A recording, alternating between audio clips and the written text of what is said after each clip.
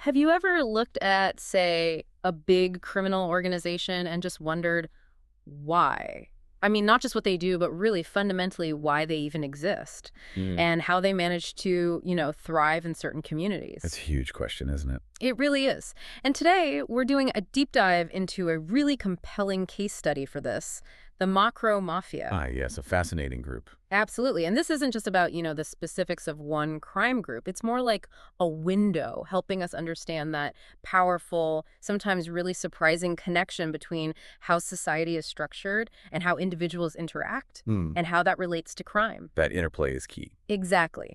So, our mission today, we've got a stack of research here on the Mocro Mafia, plus some foundational texts in criminology. We want to pull out those key insights. The nuggets of knowledge, as you say. Yeah, precisely. And we'll use two main sociological frameworks, social structure theory and social process theory, to really try and grasp the why behind it all. Sounds like a plan. Where do we start? Okay, so let's unpack this. The Mocro Mafia. Where did it come from? Well, it emerged out of these marginalized immigrant communities, places like Rotterdam, Utrecht, Amsterdam, and the Netherlands. Right, this was late 90s, early 2000s. Exactly. And they started, pretty typical, the smaller scale drug dealing, street crime, Yeah. that kind of thing. Pretty standard beginnings for many organizations like this. But what's really fascinating here, and maybe a bit counterintuitive for some listeners, is how fast they grew. Yeah, the speed was incredible. It wasn't just growth, it was dominance. They moved to controlling huge parts of the cocaine trade across Western Europe. So how did that happen? What were the key drivers? Well, the research points to two big things. First, and this is crucial, they built really strong working relationships with South American cartels. So a direct supply line. A direct, powerful pipeline. But the second factor, that one's maybe more profound, sociologically speaking, they leveraged, really exploited, the existing inequalities within their own communities. What kind of inequalities are we talking about? The classic, sadly persistent ones. High unemployment rates, real experiences of discrimination, pervasive poverty. Uh-huh. And in that kind of environment, well, crime starts to look different. For some people, it wasn't just a negative choice. It became a viable, maybe even an attractive way to get ahead, especially when the normal paths felt totally blocked off. So, okay, that's this dramatic rise. But how do we really get at the why they got such a strong foothold in the first place? This is where I think that first theory comes in handy, social structure theory. Right. Lay it out for us. Well, the basic idea of social structure theory, and many listening might know this, is that crime isn't just about bad individuals. It's often seen as a symptom of, well, a failed society, to put it bluntly. A harsh way to put it, but it gets the point across. Yeah. It means a society that's maybe poorly structured, lots of poverty, high unemployment, schools aren't great, maybe systemic discrimination. All these things can sort of push people living under those conditions towards crime. It becomes an alternative path.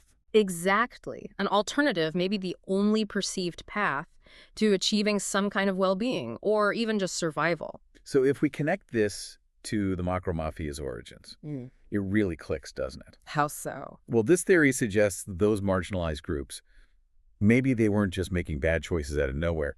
In a way, the society they were part of had kind of failed them.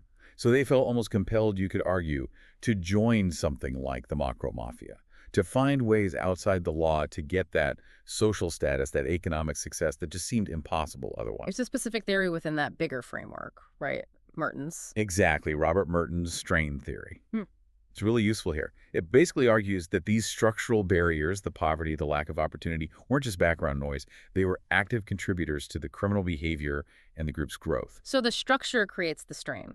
Precisely. And Merton's work implies something quite powerful. It suggests that if those inequalities had been tackled head-on, through good social programs, better schools, real economic opportunities, maybe the conditions wouldn't have been right. You mean the Mocro Mafia might not have formed at all? Or at least not become so powerful? Potentially, yes. Yeah. It suggests the formation could have been prevented. It's this really challenging idea, isn't it? That society itself, maybe unintentionally, creates the breeding ground for organized crime. Wow. Yeah. That is a challenging thought, that the structure of society could inadvertently cultivate the conditions for these groups, it really makes you think about, well, collective responsibility, doesn't it? Beyond just pointing fingers. Absolutely. Where does that responsibility lie? Okay, so that's the structural side. But what about the people involved? How do they actually get involved and stay involved? Let's pivot to the second lens, social process theory. Right, shifting from the macro to the micro, in a sense. Exactly. Social process theory tells us something different. It says crime isn't inherent, it's learned. Learned mainly through interacting with other people. Like learning anything else, really. Pretty much. Your environment, the people you hang out with, they shape your behavior. And those behaviors get reinforced through, just doing them, being part of that group. Socialization. And over time, the justification changes too. Yeah, that's a key part.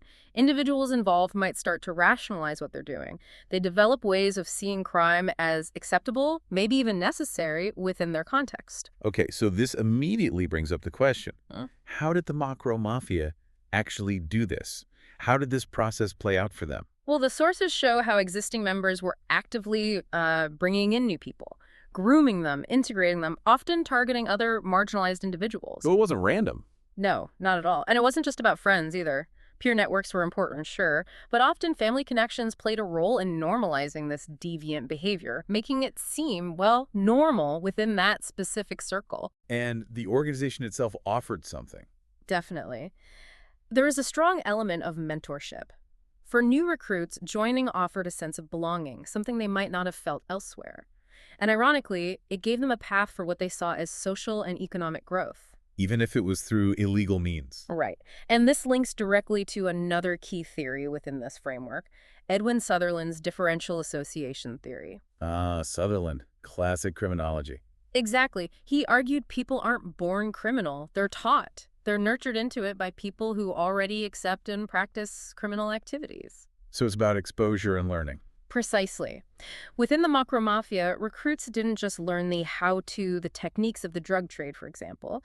They also learned the why, the motives, the rationalizations, the attitudes needed to justify it all. And the mentorship from senior members was key for that. Absolutely crucial. Passing down that whole ecosystem of criminal knowledge, but also, importantly, justifying the huge risks involved, making it seem worth it. So it really is like a kind of apprenticeship, as you suggested earlier, but a dark one.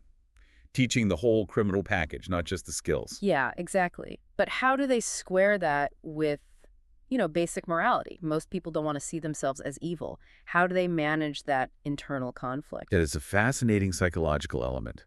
And that's where another theory helps. Matza and Sykes' neutralization theory. Okay, neutralization, what does that involve?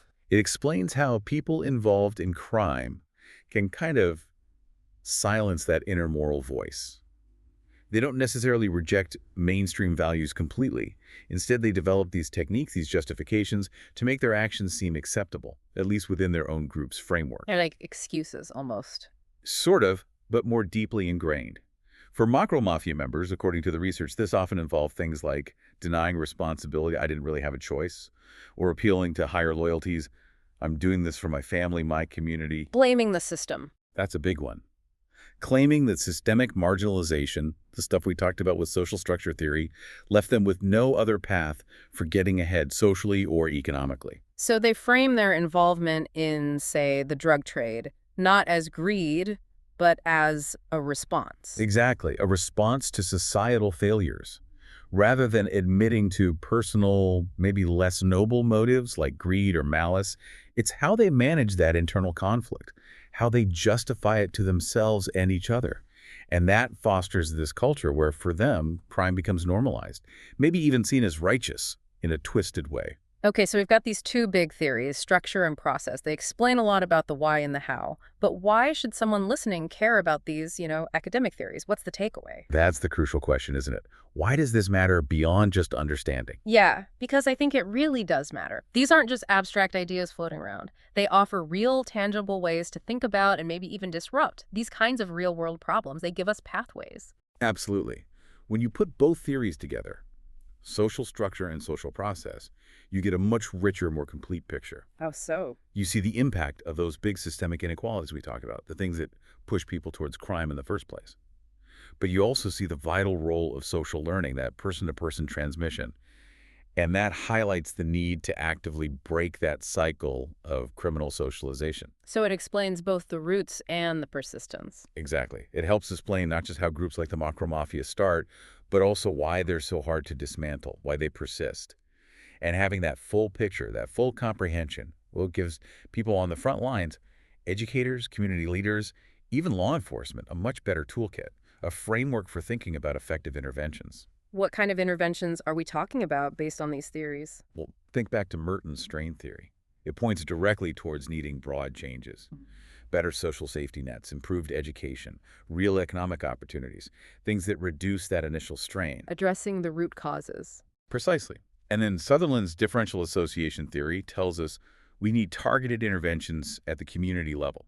Things like positive mentorship programs, community outreach, stuff that actively disrupts those criminal relationships and offers realistic alternative pathways. So intervening in those social processes, those learning environments. Exactly. It's about changing the environment and intervening in the relationships to prevent recruitment and help re-socialize people who are already involved. You need both. Okay, so we started this deep dive looking at the Mocro Mafia, this very real, very impactful phenomenon. And we've used these sociological lenses to kind of peel back the layers. Moving from the big picture, the Yeah. societal structures. Right down to the individual interactions, the learning, the justifications. And I think the core insight, the really big takeaway, is that crime isn't just about individual choices made in a vacuum. It's deeply, profoundly tangled up with the society we live in and the relationships we form within it. Yeah, that's definitely the feeling I get. It's much more complex than just good guys and bad guys. Much more complex. So, as we wrap up, maybe here's a final thought for everyone listening to chew on. If these big things, systemic inequality, social learning, are such powerful drivers of organized crime, what responsibility does society really have? Beyond just policing and prisons. What's our role in prevention? Exactly. What's our role in preventing it from emerging in the first place? How do we nurture positive pathways, especially for the most vulnerable people in our communities? What kind of innovative, maybe long-term investments in community and education and real opportunity? What might actually disrupt these cycles right from the ground up? Big questions. No easy answers there. Definitely not. But hopefully this deep dive has given you, our listeners, a fresh perspective, maybe some new tools for thinking about these complex issues in the world around you. We hope it sparks some curiosity.